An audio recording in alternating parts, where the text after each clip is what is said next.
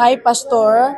Salamat kaayo sa imong tabang nag-extend nako diri ang KOGC sa Cebu. Grabe ka-active. We always partner together sa mga rallies, no? So we can campaign for you. And the good thing is, nadaog jud ka diri sa Cebu, Pastor.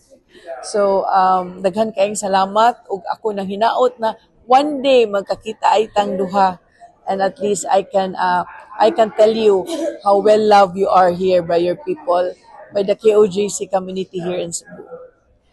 You're always welcome to come to Cebu, Pastor. I hope you can visit me one day in the capital. Daghang salamat. Yes, Pastor, I really need prayers because yung kalaban ko, hindi yan talaga,